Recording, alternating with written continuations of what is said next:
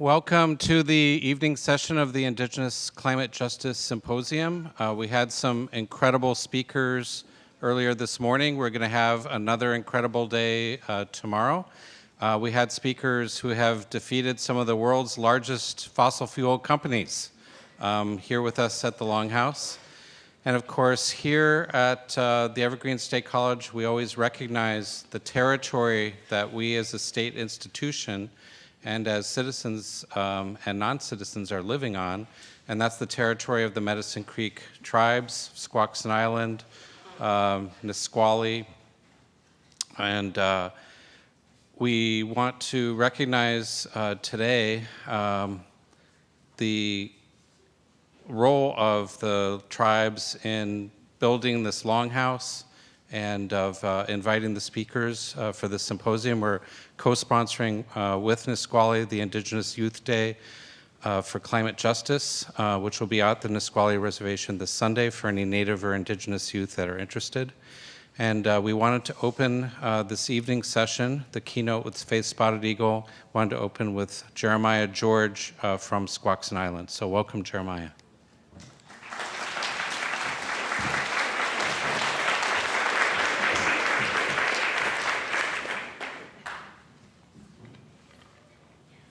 Dai hat tis quocha saltis leche up si lai titsta squach setups chut.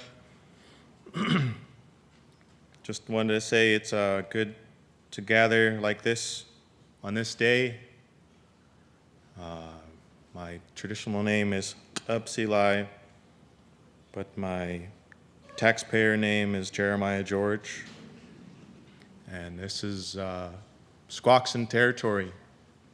I think that for millennia, since time immemorial, our territory here has been a hub, and I think that as the years have progressed, you can see some of the proof in some of the things that happen here in our territory with our influential people that come through this college here at Evergreen, and some of the different cultural things that we've done here, including the canoe journey, but as well as some of the spiritual focus that I think gives way to some of the non-tribal state government things that, and federal government things that are localized here in our territory. So I just wanted to say that I'm really humble to be able to provide opening blessing for faith here, and just want to raise my hands to everybody and say thank you for coming and listening and paying attention and giving some of the things that you know we deal with throughout the world, but those of us indigenous people, I think, are something, or a great resource that seems to be getting some attention now. But anyway, maybe Faith will say a little more about that. But again, I just want to raise my hands traditionally and say thank you. So if we can all rise and remove your hats, please. And this is a song from my great-grandfather from Quileute.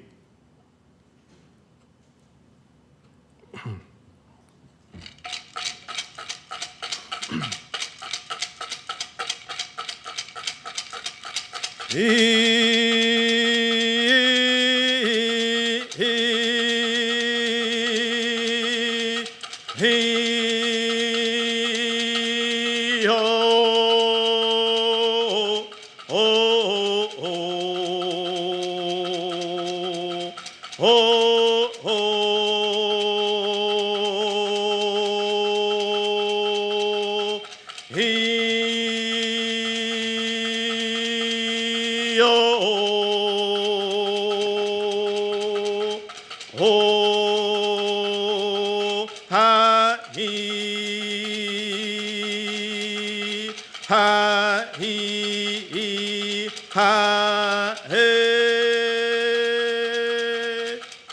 he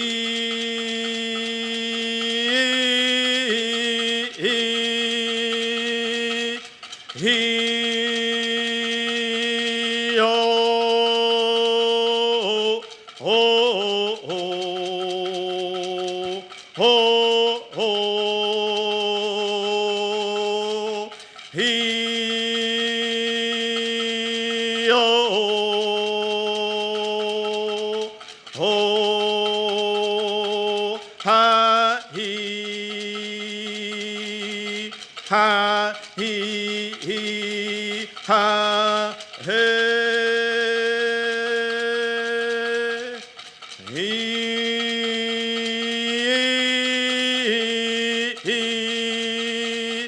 he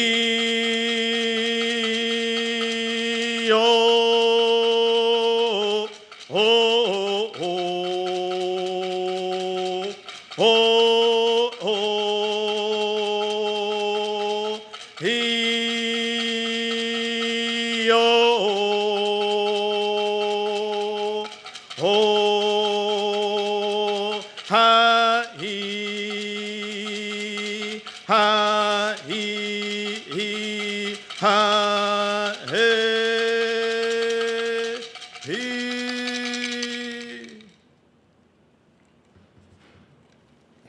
Thank you.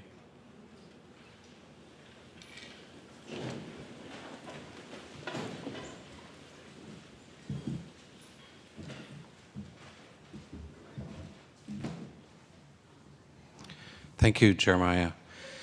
It's also part of our tradition with the Climate Change and Pacific Rim Indigenous Nations Project at the Symposia to have an Evergreen student introduce the keynote speaker. It is the College of the Students. And so I'd like to introduce Rachel Plennywolf, who's Oglala Lakota, to introduce Faith Spotted Eagle.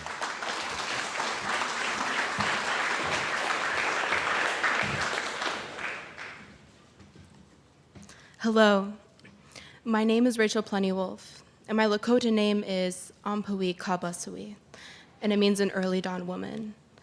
And I'm very honored and excited to introduce tonight's keynote speaker, Faith Spotted Eagle.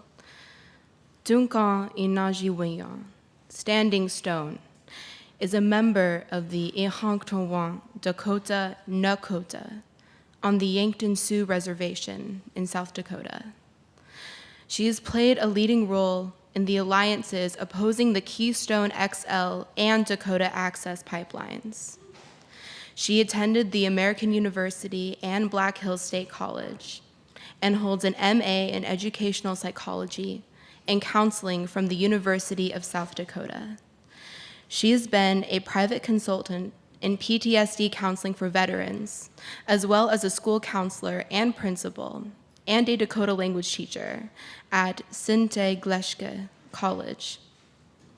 She is a founding member of the Brave Heart Society, an organization for teaching girls about traditional culture, chair of the Ihanktonwan Treaty Committee, and the manager of Brave Heart Lodge in Lake Andes, which seeks to preserve Dakota cultural beliefs for the future. She has served as a delegate of the Treaty Committee NGO at the United Nations, and in the 2016 election, she became the first Native woman to receive an electoral vote for President of the United States. I'd like to introduce to you Faith Spotted Eagle.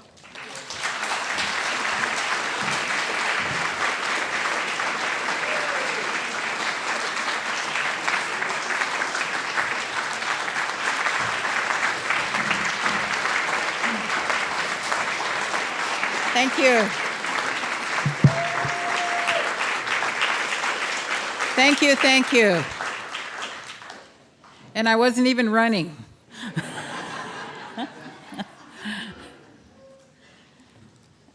First of all, I want to give remembrance to a date. Today is May 4th, right? Kent State. How many of you oldsters remember that, right? Remember those individuals that made that sacrifice during a time of unrest like we are experiencing now? real tough times, a lot of similarity to what is going on now. But I just wanted to say that in memory of that tumultuous time that we went through. The other thing I wanted to mention, I mentioned it to the audience earlier this afternoon, I am a recovering principal, counselor, school teacher. 100 pounds ago, I was a basketball coach, so you might have to drag me off the stage here if I go over 2 hours. So give me the high sign when it gets close. But I'm so honored to be here. And again, thank you for the song to the ancestors of your people here. It's very humbling to think that we're probably in the middle of many, many sites that we have no perception of how powerful and how strong they were as a people before we came along, when we were still spirit. So I can feel them, and I know that that's one of the primary reasons we do what we do, to defend all of that. Before I get started, I would like to just share 4 glimpses of why I'm here with you. And I know that you all probably have had moments like I'm going to share with you. And I wanted to share 3 or 4 of them because when those type of things happen, I think we all have a divine plan. And we do have choices. But that when you think back on your life, even if you're 20, whether you're 40, whether you're 68 like me, when you look back, you can see almost like a slideshow where there were glimpses given to you from the spirit world. And if you're paying attention, sometimes those are markers in your life. One of them for me was when I was 1.5 years, I remember very clearly along the Missouri River, the adults were moving. And I saw this log cabin off in the distance. It was gray. And I remember watching the adults. Some of them were almost running over me. There were kids standing around. And I couldn't understand what was happening, but in later years, I could remember that what I felt was sadness. And what was happening is that our community was being flooded by a dam. So the water was rising as I was standing there. And so the people stayed there as long as they could. So that's one experience that shaped my life. And secondly, when I was 12 years old, I mentioned that this afternoon, because our community was essentially wiped out, I always had that sense of loneliness for my father and other relatives in my camp. In our language, we call it Oyanke, our community. And I remember sitting along the Missouri River one afternoon. It was really hot. And we were sitting there, and I was hoping the fish would hurry up and bite so we could go home. And my dad looked at me, and he said, "You know, my girl," and he looked out across the water of the Missouri River, and he said, "Someday you're going to have to do something about this." And of course, my first response was, "I'm 12 years old. What can I do?" I didn't, but him saying that always embedded in me that I'm going to remember that. There's probably something that I'll need to pay attention to. The third experience was, this is a very endearing one. I must have been around, I don't know, about 7 or 8, maybe 6 or 7. But it was a hot summer day.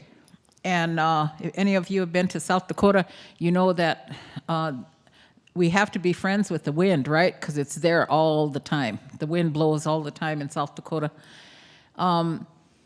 So I'm sitting there along the bank above this waterway with my grandmother. And my grandmother died when she was 104. So she was born in 1872, if you can believe it. I feel sometimes like I lived in another world, in a world of the great mystery. Because there were some really crazy spiritual things that happened, and I thought that happened to everybody else. But I remember sitting on the bank, and of all things, we were eating dirt. I was sitting there with my grandma eating dirt. I thought everybody else did that. So she kind of carves up this piece of dirt, and she hands me a clod, and she takes one, and we're going like this. We're licking this dirt. And I remember that very clearly. I remember I looked up at her. I didn't even question it. And I wished I would have said, "Grandma, why are we eating this dirt?" But it was just what we did. So now I know those were my vitamins, my minerals, right? So I got it through the dirt. That's one that really stuck out in my mind because my grandmother knew all of those things on the land, that it was like her drugstore, her pharmacy. That's one that stuck out in my mind. So when all of this continuing threats began coming to our territories, as far back as 200 or 300 years, all of this is place-based, and you all know that. That's a catchword now in academia. We're a place-based society, and there is so much richness in all of these sites. And so when I look back at that and I remember, I thought, that was almost like instructions that she was giving me, that I needed to remember that and I needed to do something about that. The fourth one that I remember clearly was, and again, we all have a divine plan. So we have choices. Sometimes we run away. Sometimes we create a whole bunch of drama around it. And because we live in traumatic communities, and when you have trauma, you have lots of drama, right? So I used to be a drama queen myself. Pops up every now and then. But it was in 1974, and it was right after Wounded Knee. And I think about Bismarck. Those of you that were at Standing Rock, how many in the room here? Can you stand up if you were at Standing Rock? Okay, give them a hand.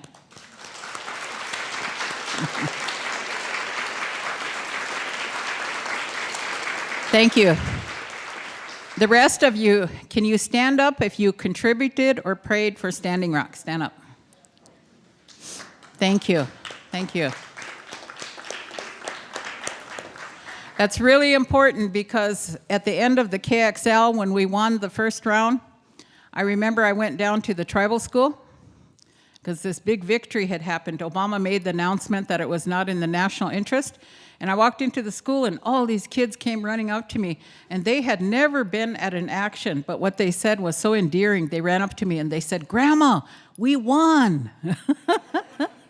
So their hearts were completely, they felt like they were our part of the battle because they thought about it constantly. So when I think about this story I'm going to tell you about Wounded Knee, the impact of it, I think of Bismarck because with the 12,000 or more people that were at Standing Rock, you know that it created some major historical trauma rage among non-Native people around North Dakota, right? So I want you to remember to send prayers up that way for the protection of the people who live there. Because after everybody left, that's where they live. And they're going to have to deal with what was stirred up there because of the historical trauma. So this fourth incident that I'm going to tell you about that shaped my life, and it taught me a lot. This was probably one of the biggest ones that I've had. I was working at Red Cloud Indian School after Wounded Knee, and I still had to do a seminar at the University of South Dakota to get my master's. And so I left on a Friday afternoon from school, got down to Vermilion, and they told us, stay away from the border towns, it's dangerous, because people will hurt you, and people had gotten killed. There were a number of people, as you know, in the American Indian movement that were killed, and some we still don't know about. So I drive into Vermilion, and I meet my friends, and just have a time. It's a college situation. I'm a young person. Had time for one drink. We left the place that we met, went outside. All of a sudden, I heard the familiar sound of racism. And you know, I have no idea. There are no Native people in the world that do this. But this car of 5 white non-Native men drove by, and they started to go, woo! I thought, where did they get this? No Native people do that. And so they think that's their idea of how we make noise or something. But they started doing that. And all of us thought, oh no, our hearts dropped because we thought, oh, gee, we're going to have to deal with something. So they drive up real close to us. And the friend in front of me, it was so close, she put her hand on the car.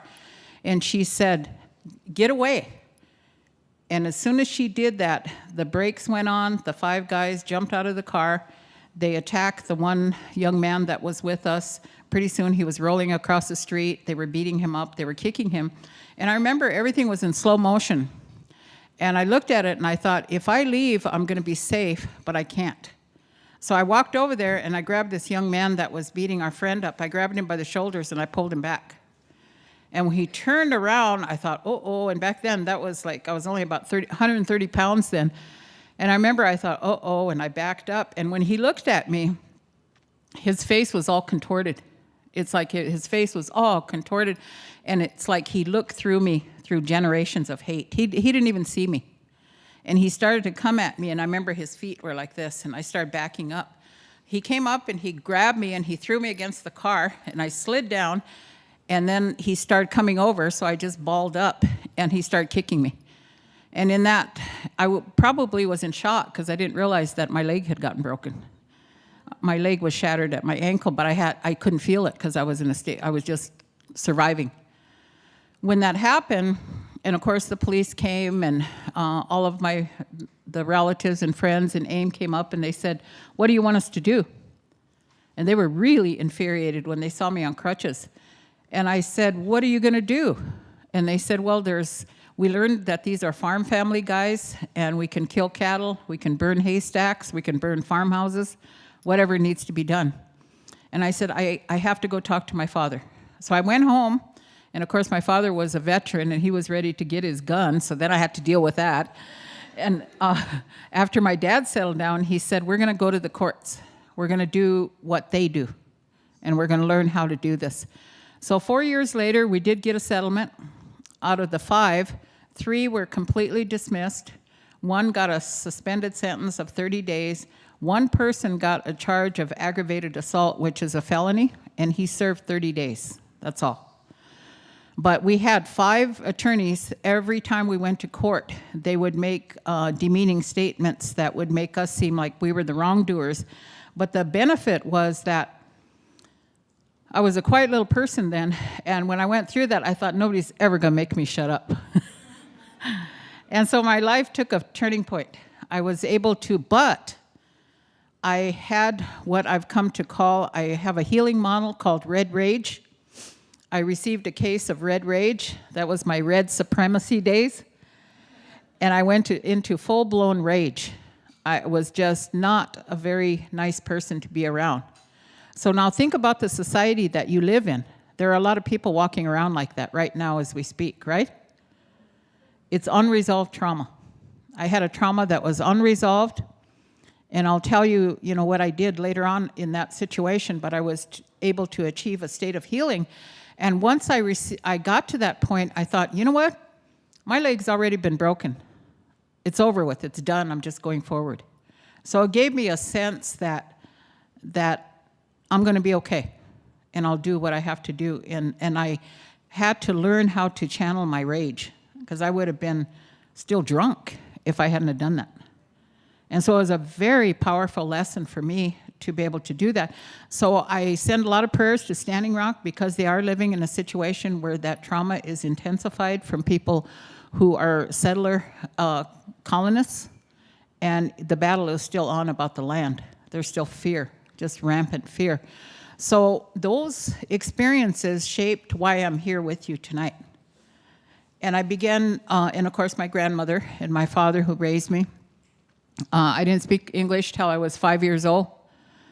And I've had some wonderful teachers. So I hope my stories that I share with you tonight can motivate you to find your path. The other thing that I want to say, in doing the kind of things that I have done in my life, and many of you have done in helping the best that you can in your community, is that I always have to remember my daughter arrived just when I was going to tell a story that I have to apologize to my children, because they missed a lot when I wasn't there doing the things that we do in the community. So for your children, of you people the people that are doing those things, that went to Standing Rock and have done things in your community, I extend my prayers and apologies to those children who were at home when you weren't there. Because and sometimes there's scars, but above all, I think it does build resiliency. I'm very happy tonight. I have my daughter in the audience. She just walked in and I didn't see her. She's doing her doctorate at the University of Washington in a very violent field of anthropology. Welcome, my girl.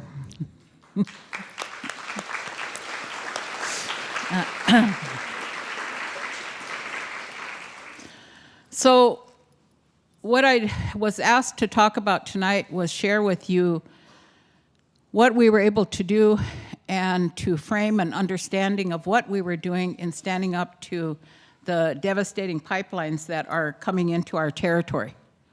So one of the primary things that we did, and somebody earlier on the panels, I can't remember, the young man from Keynote, I don't know if he's still here, he talked about spiritual activism. When we decided that something extreme had to be done, when we heard about the KXL pipeline, it was during a period of time when my daughter was working on her master's, and she was interviewing some of the grandmothers in our traditional society. And one of the grandmas, she asked her, she said, how is it that traditional societies came about? How did they form? And the grandmother's response was something to the effect that, well, you know, when things have to be done, you just got to do them, right? And so it's a women's society. So the grandmothers came together, and we knew that there were things that just had to get done. So around Braveheart Society, we began mobilizing, and we did ceremony. We prayed on what we were going to do to stop this pipeline that we heard about in 2007.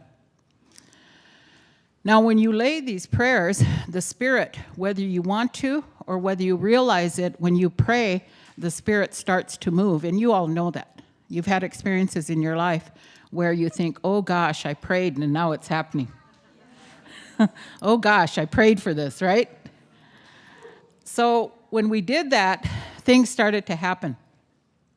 It's mindful of, it reminds me of a while back, I had the chance to work with Wovoka. Do you people know who Wovoka is? Is there anybody that doesn't? Wovoka was a Messiah that came to our part of the territory in around the 1890s when everything was being destroyed among our people, and he brought the ghost dance. And he said if we danced hard, that the old ways would come back. So when I went to Walker River, Paiute, I realized, I thought, I'm in Wovoka's land. This man all the way over here in Nevada went all the way to our territory. So I asked the young chairman, I said, where is he buried? And he said, he's buried right over there. And I said, right over there? And he said, yes. And I said, you have to take me there. So I went over there. They had a fence around his burial, and I could feel his spirit, and I started to cry, and I sang for him, and I thanked him for coming. When I came home, I was telling my son, I said, you know, I went to Wovoka's grave. And I said, it's so sad that his prayer didn't come true. And my son looked at me and he said, Ina, how do you know his prayer was maybe 100 years old? Maybe it was 200 years old. How do we know? We can't, as human beings, measure when those prayers are going to happen. So I firmly believe that Wovoka's prayer is still moving. And if we place our prayers at those intersects of all the prayers that have been laid before us, for Mother Earth, on Mother Earth, about Mother Earth, that those are going to come to fruition. And we live in a time where those prayers are going to have to be in unison. They're going to have to be constant, consistent, and sincere, because we are in trouble. Mother Earth cannot possibly continue to sustain what we're burdening her with. I was just in Phoenix. I did a training in Phoenix. And I was walking through Phoenix and Tucson, and I thought, how in the world is this community going to survive with the water shortage? And you know where they're coming, right? They're coming up this way. You're going to have to build a wall.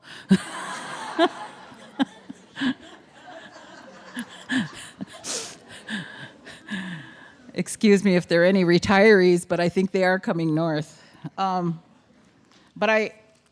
I think that, having said that, I think that we need to reflect on some thoughts about why we're doing what we're doing. And when I say that, I'm assuming that you're on board with having to work with Mother Earth. That's why you're here tonight.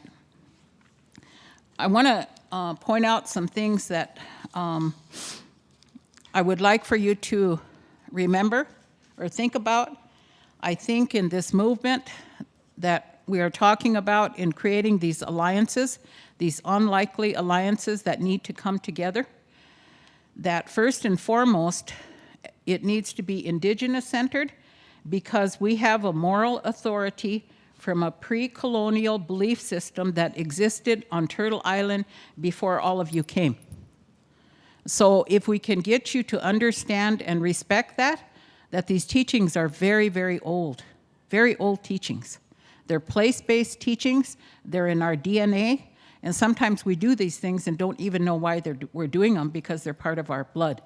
In our language, we call it we okna, or in the blood. So believe me when I say Indigenous Centered, because the big lesson that I talked to you earlier about at Standing Rock was that we had major battles with people who came from the outside that were non-native, that were looking for their spirits and their souls. And so we had to pause in the midst of the battle against the oil to caretake. So what I would encourage, like I said this afternoon, is how we can stand with you as a strong ally. We need for you to figure out who you are. The melting pot was the worst thing that happened to America because they shamed you into stepping away from your tribal roots. So if I can ask you to find out where you came from, where your DNA was, the tribal earth beliefs that you had, then you can stand stronger with us, because we cannot turn you into a native.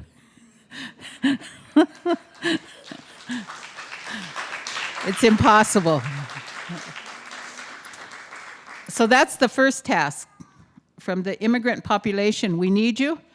We need to have you as our allies, but we also need to have you stand strong in your own world, so you can begin to seek out your own spirituality, just like we're seeking ours. The other thing, a second thing that I want you to think about is that I grew up with this and I didn't really understand it because I lived in such an old world and I didn't have the understanding that other people maybe didn't know this. But we as Native people have alliances, agreements, compacts, and exchanges in place with Mother Earth. So you saw that this evening, when this beautiful young man came up and offered the song to the Spirit. We have an understanding. That's an alliance that we have with the spirit world. We're giving thank you for being alive, for them being here before us. When we offer the tobacco, we're making that exchange to the spirit world. So there will be balance. We're not just consumers. Some of the exchanges that we make that are falling out of balance, there's a belief that, my allergies are acting up. There's a belief that when you go hunting, that animal knows that you're hunting them. We see that with the buffalo. If you go into a herd of buffalo, even if it's a tribal herd, and some of you probably have seen that, when you walk up, they know that you're going to take one of theirs. And what will happen is that one of them will depart from the herd and they'll walk out and they'll offer themselves. And then that's the bull or the buffalo, the relative that will be taken. So there was an understanding that through them we survived. That's an alliance. And certain tribal populations took care of certain place-based societies, like here with the salmon, the buffalo, all the other, the rice. We all had our original instructions. And so some of those alliances were fragmented when the government came and broke apart a lot of our understandings of what our responsibility was. So you heard that beautiful panel of young people here this morning. Some of you came, and they talked about how they need the earth to know who they are. They're looking for those alliances. They're trying to understand those compacts that were in place before they were born, but nobody told them about it. So now they can feel it through Mother Earth. So it's and your children. My father told me something one time when I was young. In the 1960s, I had a realization when I read that book by Rachel Carson, Silent Spring. Gosh, some of you young people have read it. When I read that book, I thought, oh, she must be a native. She must be my cousin. No. But I realized that, I talked to my dad about it, and he said, you know, a lot of the non-native people have not been buried here very long. He said their ancestors don't know the land. And as time goes on, he said they're going to be more rooted in Turtle Island, but we're going to have to be patient and we're going to have to wait. So now you see that happening with the environmentalists, right? You feel your place on Turtle Island. But it can't happen unless you pay attention to it. So I would urge you to figure out, even if your ancestors or your immigrant families came from South Carolina, go there. You'll feel their stories and you'll be able to, again, regain your understanding of what your alliance is on Turtle Island. I want to say something about oral history. There's three things that impact how we see the world. One, obviously, is through science.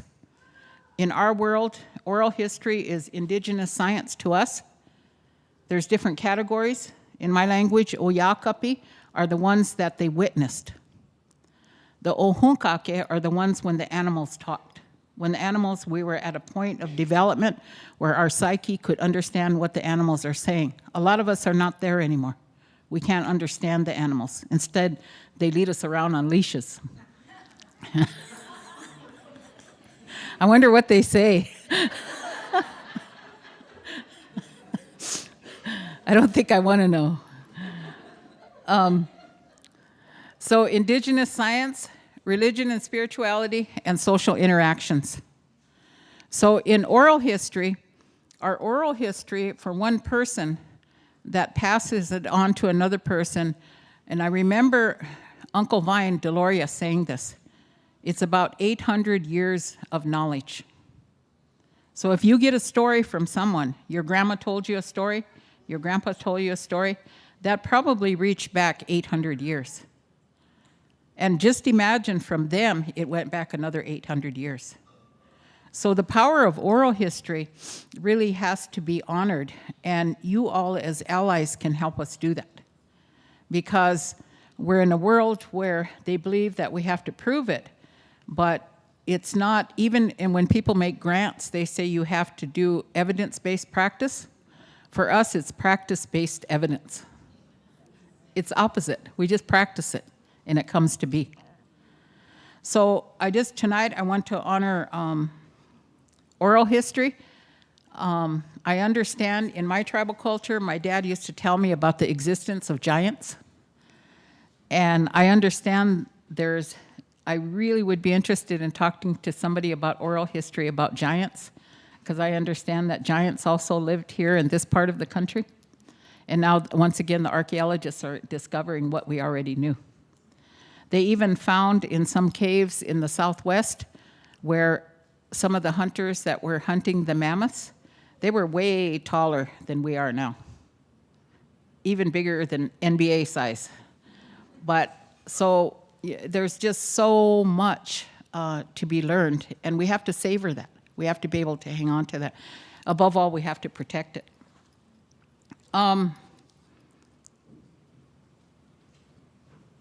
The other thing that I want to talk about is the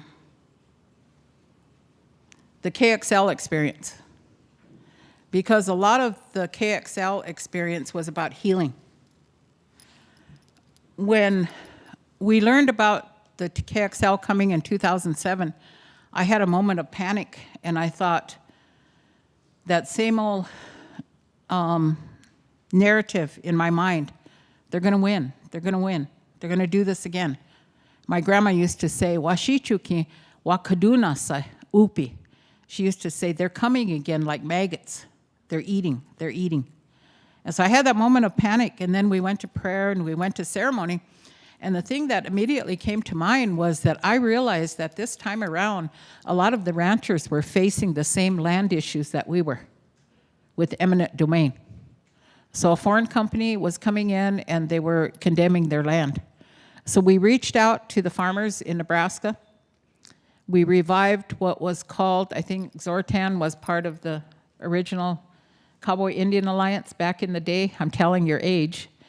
Long ago, and we revived the Cowboy Indian Alliance. It wasn't that easy because, again, never in my lifetime would I ever think that I'd be friends with a rancher Republican from Nebraska. It's not an easy task. In fact, I think I'm going to block him every other day on Facebook. But he's still my friend as of today. But we had to challenge ourselves in daring to talk about things that we're very, very uncomfortable in talking about. So what we did is we needed a framework. We needed something to hang on to create a safe space to allow us to talk together. So what we did through a ceremony is we came up with the International Treaty to Protect the Sacred. And what we did on the 150th anniversary of the treaty, the peace treaty between the Ponca and the Ihanktua and the U.S. government, we recreated a new treaty of friendship with First Nations of Canada. Reuben George is Tsleil-Waututh, other nations, Ellen Adam, realizing that we were facing the common thing with tar sands. And we invited the farmers and the ranchers to sign with us. So we have that somewhere. Can my video person over there, can you help me out? I'm going to play that for you, and this is the signing, the framework that allowed us. We couldn't just sit in the same room with you like having the farmers here and make it work. We had to touch their hearts. We had to make them cry. They sat up in front of the room and they said their land was being taken. And so we teased them and we said, well, you're the new Indians. You're losing your land. And in spite of themselves, they were able to laugh with us, and that moved their hearts. So I'm going to play this for you if you can find it somewhere. The International Treaty to Protect the Sacred. This was the first action.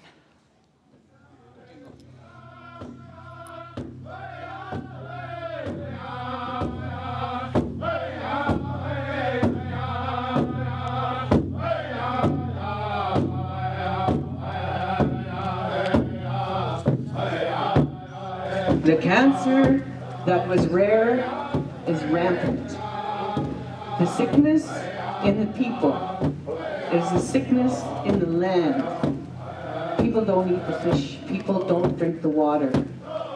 Meat and fish. You can't eat the birds. Most of them are sick. You can't eat the animals. You can't live off the land now. We haven't been able to get people's attention. We had a chief who worked so hard trying to get something done, trying to get some notice, and she was sick. And she died in her sickness, and she died trying to make change. Fort McMurray is where the world is going to know how sick the earth is. That's a big cancerous cyst on the land, on our Mother Earth. Just so I feel my daughter is sacred, I feel our land and our water sacred. And that's why we say no. We want our children to be healthy.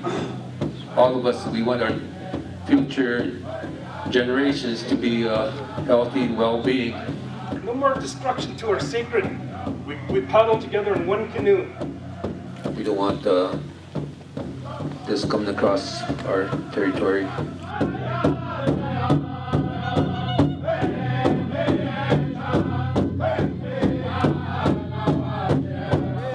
This treaty of mutual defense and support is made on the occasion of the 150-year anniversary of the treaty between the Pawnee and Yankton Sioux.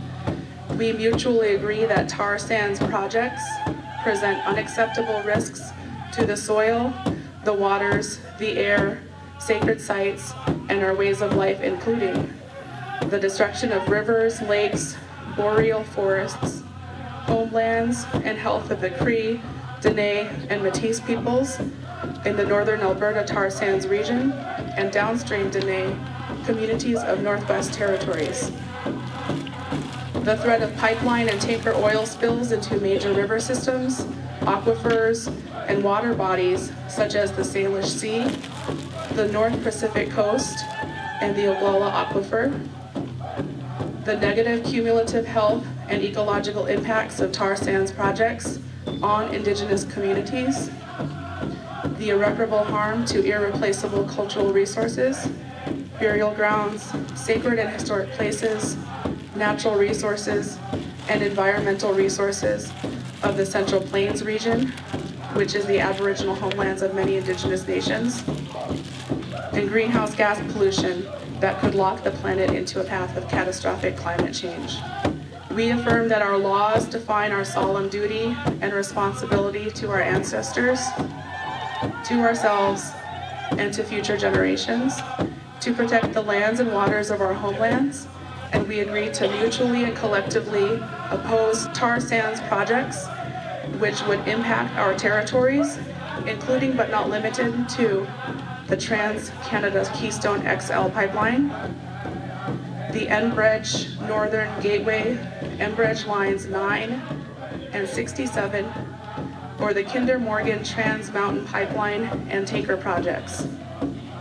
We agree to mutually and collectively, as sovereign nations, call upon the Canadian and United States governments to respect our decision to reject tar sands projects that impact our sacred sites and homelands, to call upon the Canadian and United States governments to immediately halt and deny approval for pending tar sands projects because they threaten the soil, water, air, sacred sites, and our ways of life, and confirm that any such approval would violate our ancestral laws, rights, and responsibilities. Article 7, we agree to the mutual, collective, and lawful enforcement of our responsibilities to protect our lands, waters, and air by all means necessary. And if called on to do so, we will exercise our peace and friendship by lawfully defending one another's lands, waters, air, and sacred sites from the threat of tar sands projects.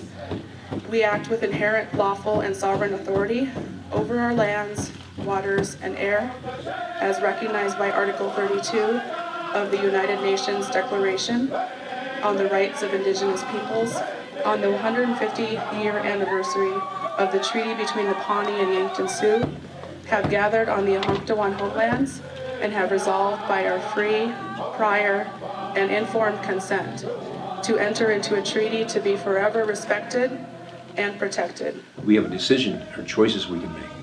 We can decide to continue to go on the road we're at, continue to go on that road. And that road we call the Black Road. And that road will lead us into deeper and deeper and deeper pain and suffering and the issues we see all around us. Hurricane Sandy, the nuclear tsunami and the nuclear issues that happened in Japan, and so many other things. And the deepening conflicts and terrorism and so forth and so on. And you know, the young people would lose hope and some. Or we can take this path we call the Red Road, the road of life. That road is about healing and forgiveness, reconciliation, love and compassion, but also courage and justice. Courage and justice. And so it became very clear that in these prophecies that the foundation spiritually is the understanding of the prior unity and oneness of the human family.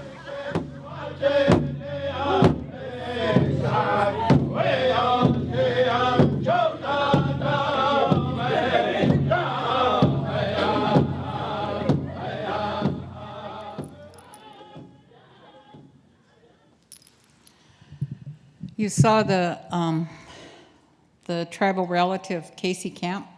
Some of you recognize her doing the dance with the scarf.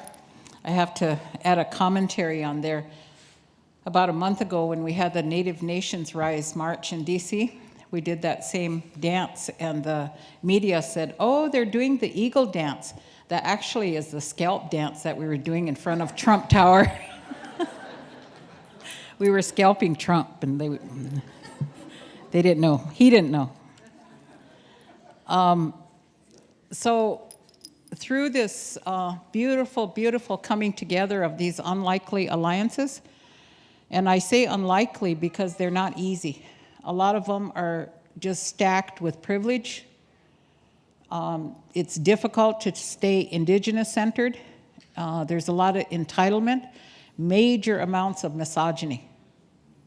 And that's the great healing that needs to happen if we're going to go beyond the racialization that has happened to our populations. The government thrives on that. They love it when we fight with each other, just like they love it with other Indians fighting with Indians or natives fighting with natives. It's very well scripted. It's very well thought out. So when we deal with the U.S. government as Native people, even now with the Appropriations Committee, we don't fight over full pies. We go to blows over little tiny pot pies. That's what we're fighting for. It's not fair. It's not just. It's inhumane. And we can't change it. I see a lot of young people in here. Whenever young people come and work with me or work with our movements, we always tell them that we have a plan for you. Your job is to figure out how you're going to be our plant for what we need to get done in the government. So we have long-range ideas that if you can change your ideology to one of healing, where we can create this common ground that we did like in this treaty. We couldn't do it sitting in meetings. We couldn't do it by just calling each other. We actually had to have a spiritual framework where people were moved by spirit to come together. So now that we're back in the battle with KXL, we're having a meeting on June 1st and 2nd, and we're meeting at Oglala at the Peter Red Cloud Renewable Center. The thing that we've learned from KXL is that we have to actively do the talk. We have to be working on renewables constantly. And so we will be meeting at his renewable center, and if there are camps that go up, we want to start right off the bat with powering them with solar, right off the bat, so we can save money. So we're doing some strategic planning, a lot of education like we did in the KXL movement. Things got a little out of control at Standing Rock because of the numbers. So we're going to take this time to do some real good planning on June 1st and 2nd. The other thing, I heard the young man from Keynote talk about all of the good stuff that's happening up here with your water work. In the Oceti-Sakowin, we've created the Oceti-Sakowin Power Authority, and I have the honor of being on the Council of Elders for the Power Authority. And we're in the process of launching 3 large wind farms on 3 reservations back home. 3 large wind farms. We're so proud of that.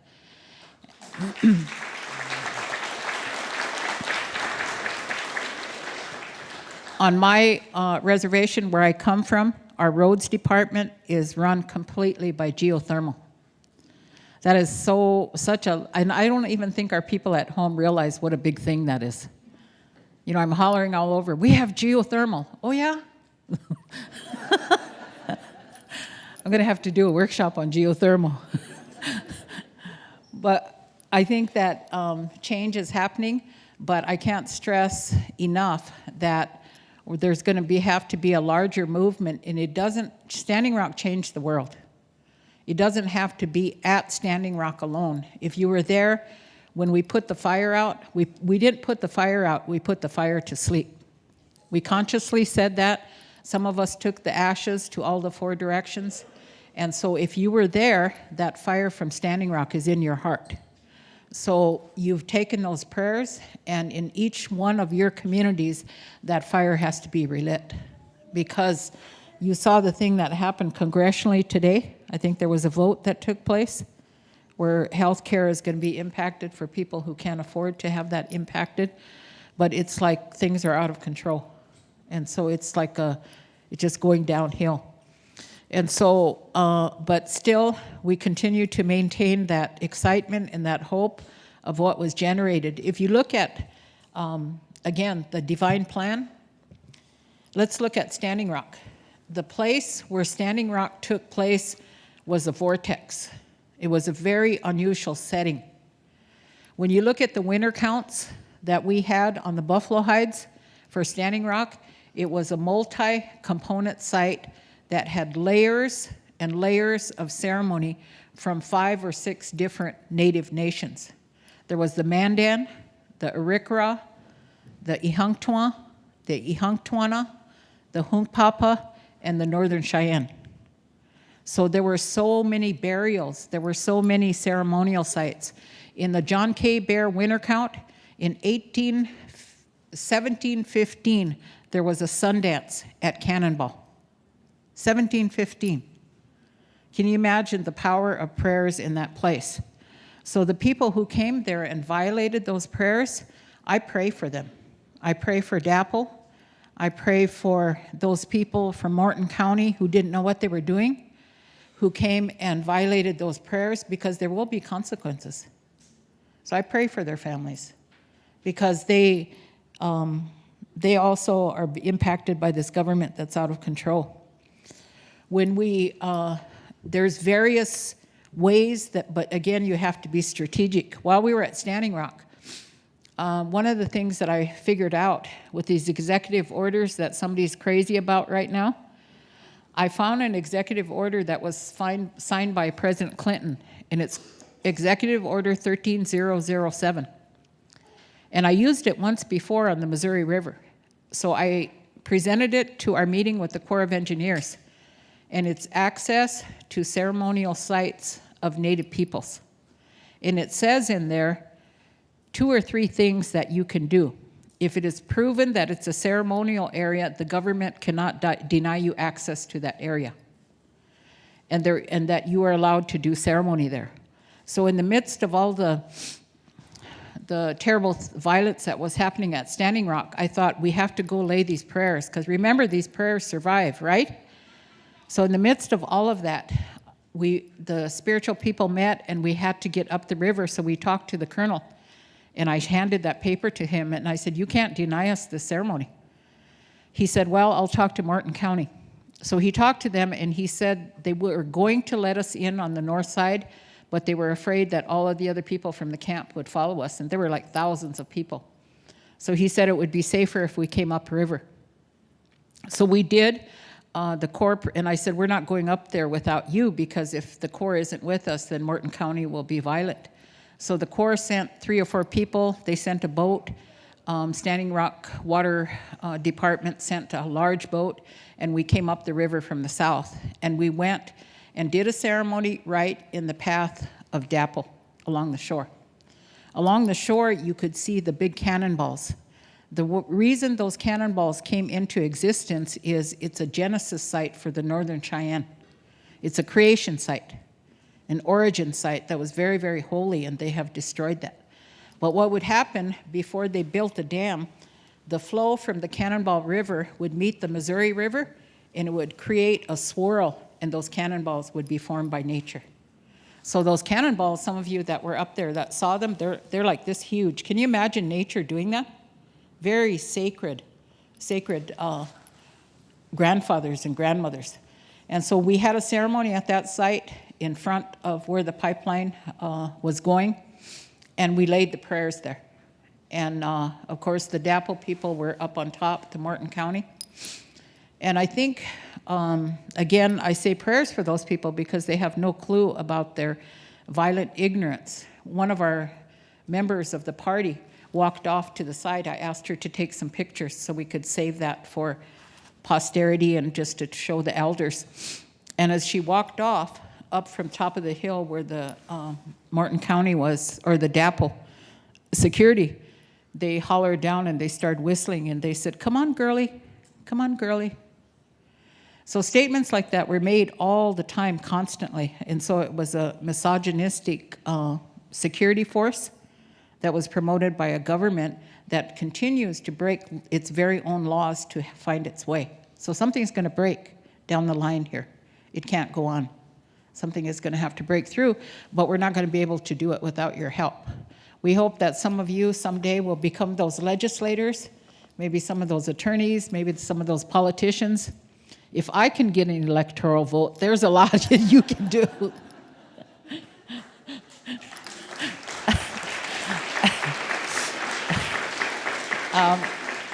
I want to share a couple more slides with you, and then I'm going to open it up for questions. I've lost track of time, but if the media people over there, if you can bring up the map.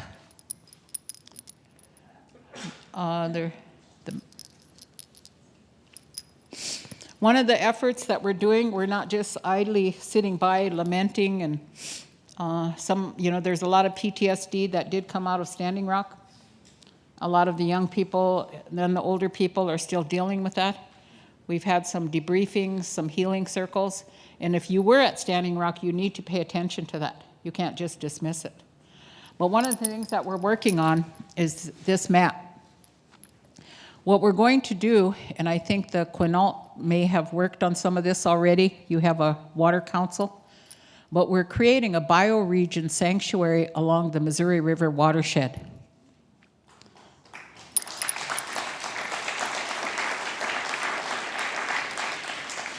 What we're going to do is we're assembling a team, and we're going to look at the indigenous knowledge that is going to be layered as the foundation of place-based names, ceremonial sites, Genesis sites along the river. We're going to look like the ethno-botanical resources, the gathering sites. We're going to document all of that. We're going to look at the animal populations that are part of our culture, because we pattern our culture after those animal ecosystems. So we've started this effort. We have a team assembled. We're seeking funding. And for this watershed, the ultimate goal, and I may not see it in my lifetime, I hope I do, but the ultimate goal is co-management of the Missouri River by tribes.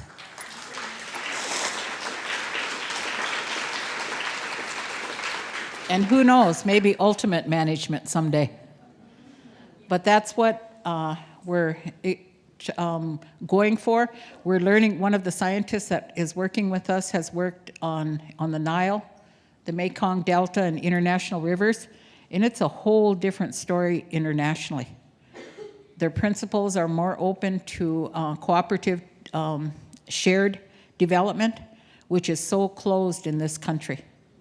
So it's going to take some major prayerful miracles for this to happen, but we're not going to give up. We're going to go forward. So this is one of the things that we're working on in the Ocheti Shakoi. We're starting with the Ihangtua and partnering with the Sichanghu, the Rosebud, and hopefully we'll be able to do updates. It's going to be a lot of very quiet work, probably under the radar, but this is one of the directions that we're moving. The other thing that we're going to do is we're going to codify all of our inherent rights within our laws, within each one of our territories. So we'll have that protection.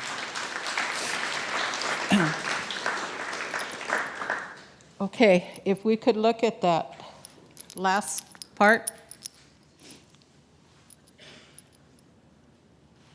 This last part is first and foremost the decolonization piece that has to occur, because every single one of you is colonized. It's not just a native thing that got colonized, it's all of you. The immigrant populations have suffered severe shame. You've lost your language. You don't get along with each other. You don't even remember who you are. And so there's some catching up that needs to be done. So if we go on, I got to figure out how to.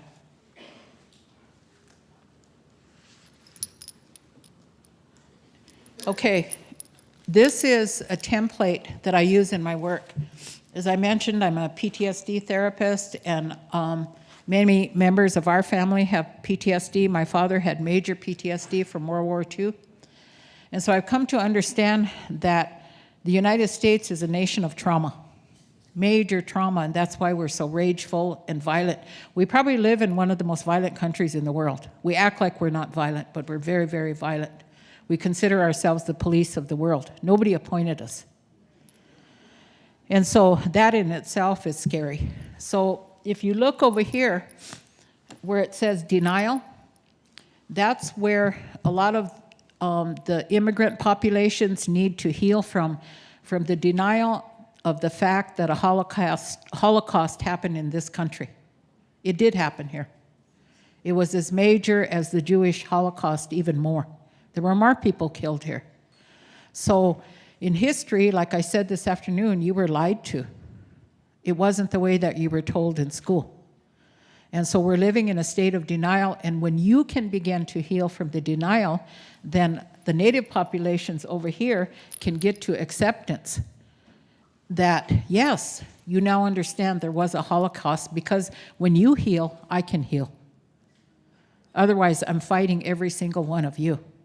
And I don't have the energy or the time or the money or the cars to fight all of you or the family members. I have a big family, but not that big. And so we have to be able to count on you to do the individual healing, to say that, yes, there are some things where my privilege, my racialization causes me to deny that I can do these things, but I think I can't. But let's go through this. Over here on the left is the stressor, and I'm just going to go through this for me as a Native person, and then you can tie it to yourself. A stressor is something that happened when my leg was broken. So the way it played out is that I became immobilized. I was in shock. I didn't even know my leg was broken. So when they came, I was in a state of denial. They said, "Do you want me to do something?" And I said, "No, no, no, no." There was some fear there. And then I shot up to anxiety, anger, and I went through the roof, and I became a rageful person. There was a time about a month after I got my leg broken, I was driving this truck in Sioux Falls, South Dakota, and I went up to a mall. And I was driving, I came to a stoplight, and this car went by, and these two girls, they were blonde, they were in the car, and they did the same old thing again. They went like this, and then they stuck their finger up, and they drove around me. And I just, being in that state of rage, I completely snapped. I don't even remember. I just could feel like, I felt I was going to throw up, and I felt hot, and then I just took off after those girls. I followed them into the parking lot of the mall, and I blocked their car. I got out of my truck, and I went over there, and I remember I was hitting the window, and I was hollering at them, and I remember I could barely remember I was breathing hard, and I was saying, "Don't you ever do that to another Indian person again." And I said, get out of the car. And I remember that girl, they weren't silly enough to get out. They just rolled the window down a little bit. And I said, "I'm going to come find you if you ever do that again." I didn't even know who they were. I didn't know how I was going to find them. And then all of a sudden I came to. And I looked around, and that whole parking lot was staring at me. And I thought, oh my God, what just happened? And I was breathing hard. I remember my fists were clenched. And so I kind of slunk off to my truck. And I realized how that rage had infested itself in me. So then at that point, I had to go through this whole thing of self-doubt. You know, what do I have a right to do what I want to do? Should I have been ashamed of myself? Should I have not been on that street that night? It wasn't my fault. And then into depression, the big black hole. Depression is a scary place to be because one of the earmarks of depression is if somebody's always irritable. Always irritable, and it's like no one ever can get along with them. But I have to go through all of those stages as I heal from trauma, whether it's privilege, racism, injury, death, whatever I've lost, it's usually a loss. And then eventually, when I come out of depression, I get to a stage of testing. Can I let my privilege go? Can I understand that I have to know who I am? And I begin to test it. And then ultimately, I accept there are some things that I need to work on. That I have been injured, I have been mean, you know, people have been afraid of me. And then truly, that's where we need to be. That's tertiary healing. Primary healing is when you begin to look at yourself. At that point, you can only look after your own back. Secondary healing is when I can begin to care about her. Tertiary healing is when I can begin to care about all of you. Those are progressions that have to happen over a period of time of healing. So if we're going to be allies, back in the 60s, the women's movement, we talked about solidarity, but we didn't even examine our values. We didn't even know how to do this. So we couldn't come together. It was just like privilege, entitlement, racialization, no gains at all. And it was mean girl stuff. Really bad mean girl stuff. Really unhealthy. Some made breakthroughs, but we were stuck. So this time around, we can do it. But again, you have to examine your own position in life in regard to race, ethnicity, your immigrant population, the place that you live, and what you're willing to do about it. And if you if we don't resolve some of the traumas that have grown out of this, we give our children secondary trauma. We saddle them with that. Does that make sense? So this is the whole roadmap for life. This is the kind of work, if we're going to be true allies, that we have to, and the tribes at Standing Rock, we were presented with this big time. Really big time is how do we as 500 and some nations come together if we all live up in red rage? It's a scary camp, right? But I think that the power that happened there was more powerful than the rage because the prayers came. Everybody brought prayers. So those are going to come to fruition. But I wanted to show you this because I think that's at the foundation of the work that needs to be done if we're going to fight people who are probably stuck up there, right? These ones that are making decisions that are injuring us, they're in a continual state of rage. But that doesn't mean that we can continue to let them injure us. Do you have any questions? I think I might be out of time. Where are we at, Sultan? Like I said, I could go all night long. There's a mic here. Okay. I do have a couple stories, though, that I wanted to tell you about PTSD.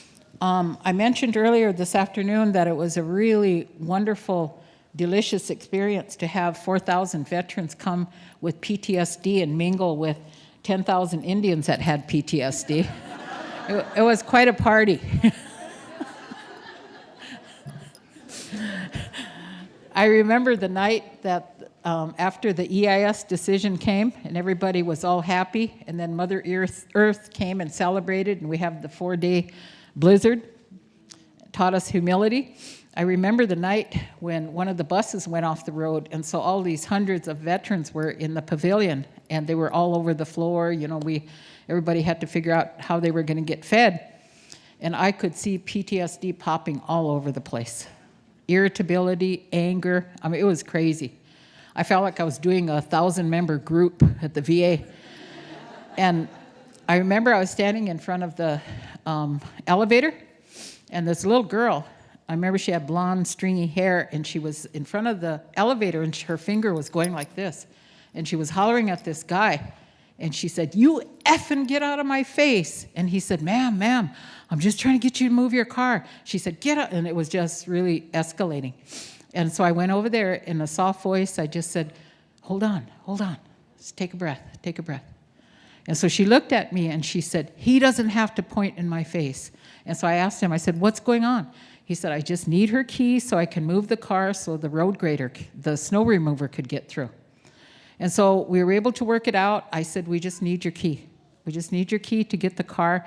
And she didn't feel safe enough with him, so I went up the elevator with her and we got the car. So that situation happened. And so I went in the other room, and there was this veteran.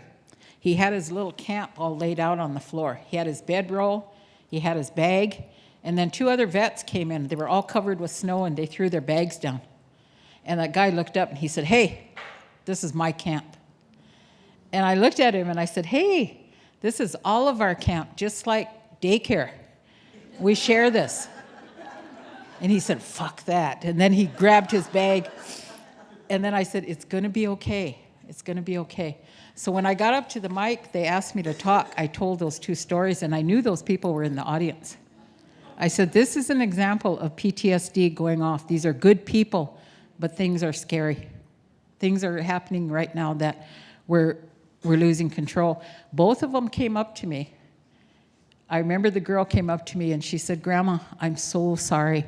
She said, she said, "I've been raped." And she said, "If a man puts his finger in my face, I go off. He needs to get out of my space. I'm sorry." So there was an example again of this, right? Unresolved trauma that's probably going to be popping up for her life, but at least she put her finger on it. The other guy, the veteran, came up to me and he said, "Grandma, I'm sorry, I'm going to go stay at Cannonball tonight. They can have my camp." So we had a chance to do lots and lots of healing, lots of talking, and it was just a beautiful, beautiful experience of people coming together. And then you all saw the forgiveness ceremony where the U.S. Army asked our people to forgive them. So it was, out of all of that, I mentioned earlier this afternoon, we're going to try to work with some veterans who could work on earth-based activities, maybe camps, because there has to be a role for them. We can't just use them and throw them away. You know, we don't throw human beings away. But I want to, you know, honor veterans. How many veterans do we have in the room? Could you stand up? Okay, thank you, thank you, thank you. All right. I know the veterans came in very, very handy. I was explaining to a veteran this afternoon when the EIS was about to come out. We knew it was going to come out. The Corps had said that something was happening, but we made an agreement not to have any direct violent actions happen during that period of time. So the elders were trying to keep hold of things at the camp to just stay put. And I remember somebody radioed and they said there's a escalation happening up at the famous bridge.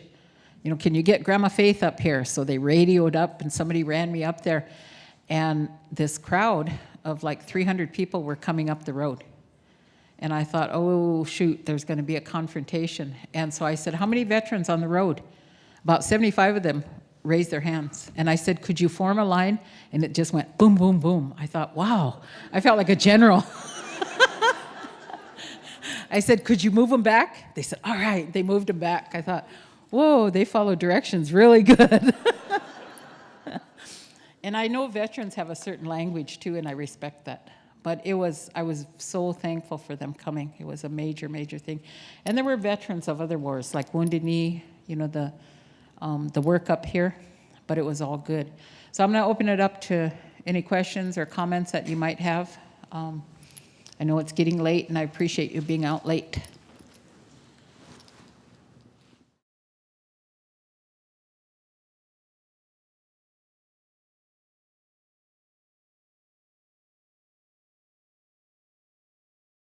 I think the important thing would be to do some extensive planning in regard to security, because when you have, there's something called self-organizing systems in organizational law, and this is on ecosystem development. An self-organizing system is one that grows out of a need. And so Standing Rock grew out of a need. So self-organizing systems can be either positive or negative. Just because they grow doesn't mean they could be good. They have to be guided, or else they develop a life of their own.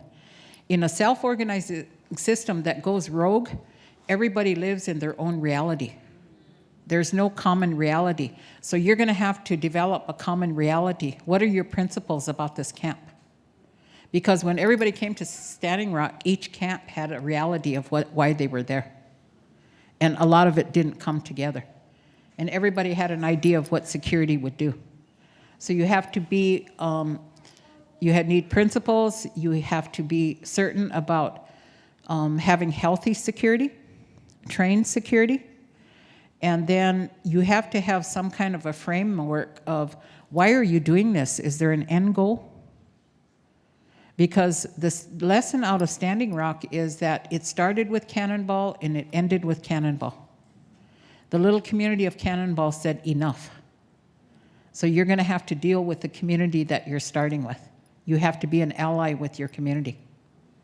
So if you're going to do this in Tacoma, you're going to have to make some bridges with that community, or else you're going to be the rogue party. Does that make sense? So you're going to have to befriend them, because that's what happened. It's like it was way too much for a little tiny community of Cannonball. They were just completely maxed out.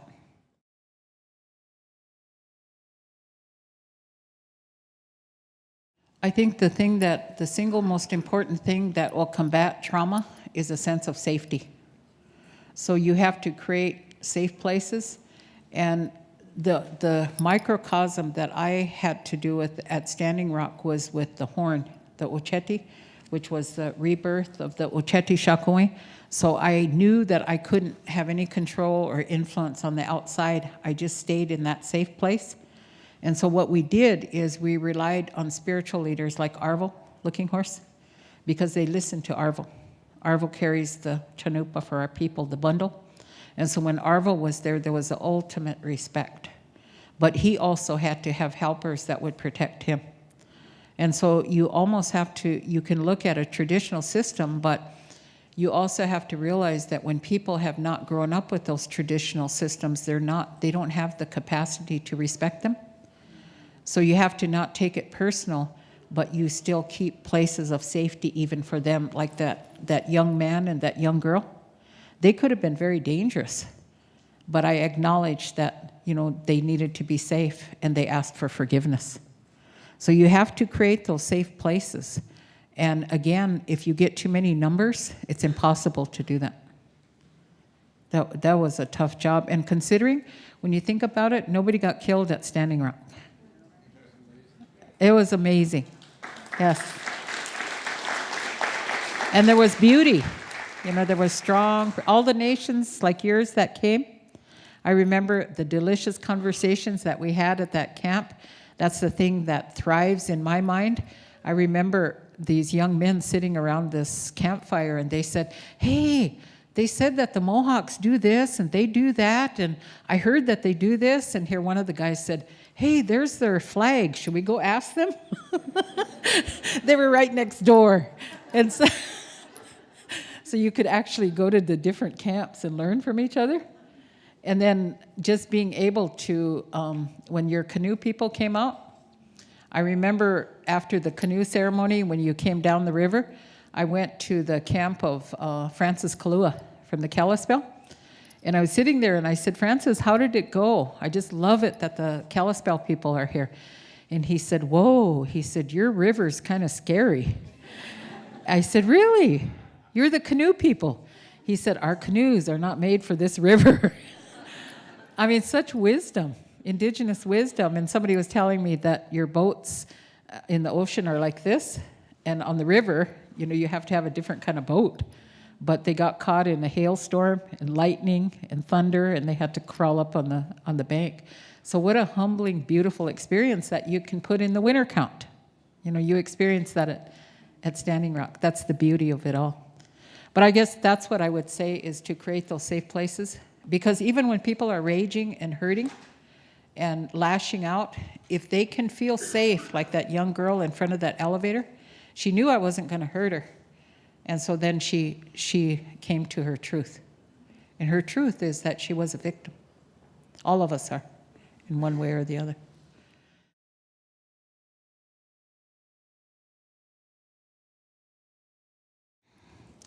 You've asked the question of the century. I think that some of it has been deliberate by the governments. It's a dynamic of power that and it's not people per se, it's the systems that are built to create people to control and to hurt. So that's why I said that each one of you here can break that whole paradigm of hurt by doing your own work. And then you're free. And so the people that are like that young man, those young men that broke my leg, I have no animosity towards them. And if you look hard, long and hard, things will be shown to you that things have changed, of forgiveness and change. Because years later, and I have to tell you this story you've made me think of something, and I thank you. Years later, I moved back to South Dakota after living in Spokane for a number of years, way later. And I'm driving down the interstate, and I swear to God, it was the same two blonde girls. 30 years later, this car drives by me, and it passes, and they go like this. And I thought, Creator, what are you doing? This is 30 years later. And my feeling was different. It wasn't of hatred or anger.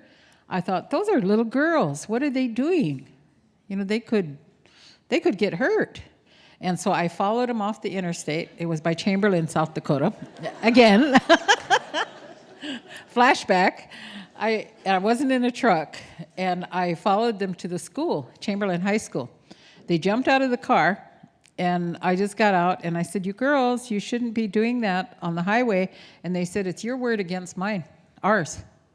And they ran off into the school. So I didn't feel, I just felt like a grandma towards young girls. And so I went in and I talked. But to me, that was healing had occurred for me. I didn't have any animosity. I knew they were kids. And they were probably raised in a framework of to not like, to hate. And it wasn't their fault. So I went to the principal and I said, this happened, and I know who the girls are. There's their license plate, and he had me show the car, and he showed me their picture, and I said yes. And I said, I could do something about this, but you could help me solve this. And he said, I got it. He said, I'll get them.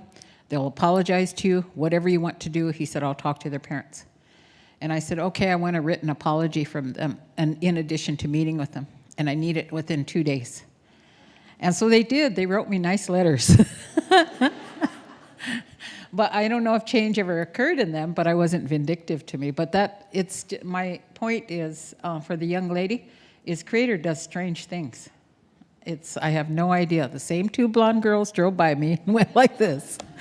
And healing had occurred. So.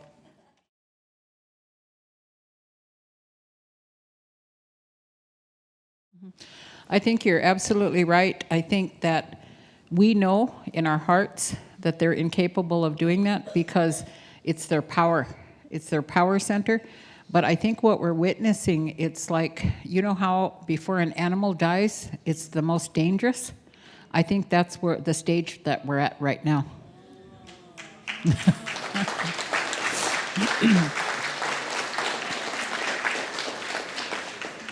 So hopefully there will be a change with all of you.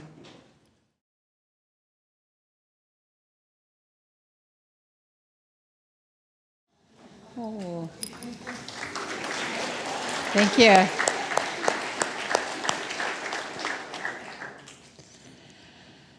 I think middle schoolers can do a lot.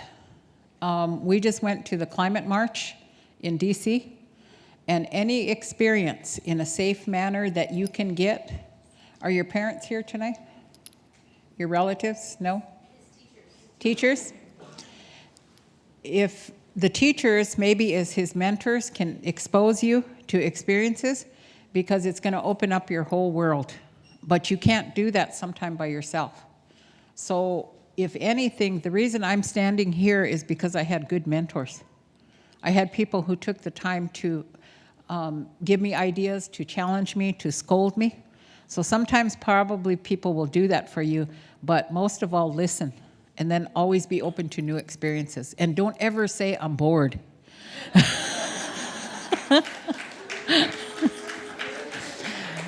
Every time I said that to my grandma, she'd make me work, so I didn't say I'm bored.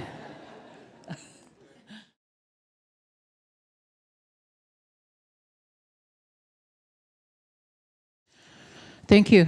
I think that same question was asked of me by some young water protectors, and I didn't have an answer for them. They came up with their own answer, but what they're doing, in fact, I thought they would be here tonight. They're on a journey. A lot of the people who are at Standing Rock are still wandering, so they told me they were driving this way, and I don't think they're here yet, but what they're doing in the state of South Dakota is that they're trying to find candidates that will reflect a different vision. And so it might take a number of years to reach that, but I think there's something on the long range that has to occur when that animal dies. And so we're going to have to strategize for that. And there's a lot of other things that you could do that I think that you wouldn't even think of creatively with renewable work. I mean, you could just do it in your yard. Healing starts in your living room. And if you pray, there are miracles that will present themselves. I think the first place to start is prayer. I don't know if that helps a little bit, but I talk about prayer quite a bit. I think that when you have a purpose and you keep on praying, those spaces open up. I've had at least 2 experiences where I shouldn't be here. I'm a 23-year survivor of cancer in 1994.